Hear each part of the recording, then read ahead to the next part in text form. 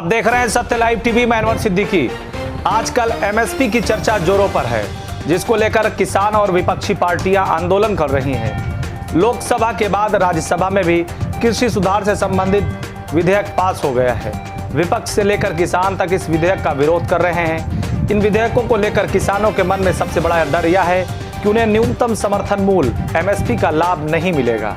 विधेयक में एमएसपी की बात नहीं है, जबकि देश के कृषि मंत्री के साथ प्रधानमंत्री नरेंद्र मोदी ने बार बार कहा है कि एमएसपी की सुविधा पहले जैसे रहेगी।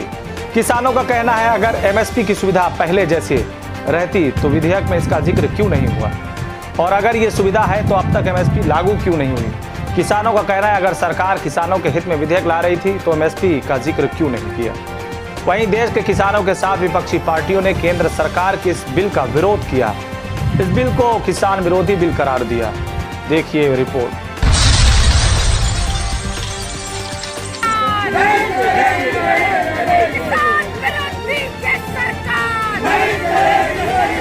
किसानों को ठगना बंद करो, किसानों को ठगना बंद करो, किसान विरोधी ये सरकार, किसानों को ठगना बंद करो, न्यूनतम समर्थन मूल्य लागू करो, न्यूनतम समर्थन मूल्य लागू करो।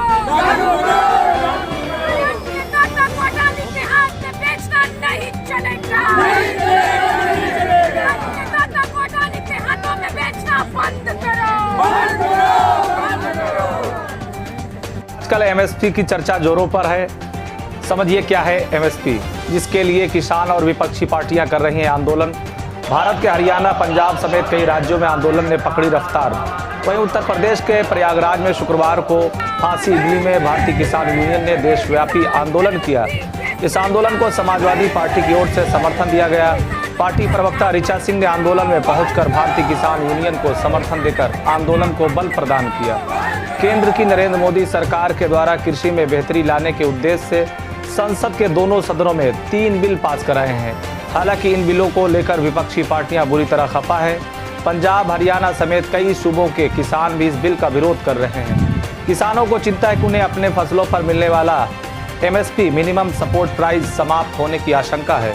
यहाँ तक कि इस बिल की मुखालफत में मोदी कैबिनेट मिनिस्टर्स में शामिल पंजाब की opposition party Shiromani Akali Dal leader Harsimrat Kaur ने इस्तीफा दे दिया है।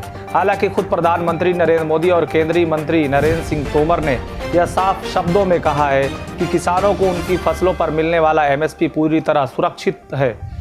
तो आइए हम आपको बताते हैं आखिर यह एमएसपी है क्या, जिसको लेकर सियासत में हलचल मची हुई है।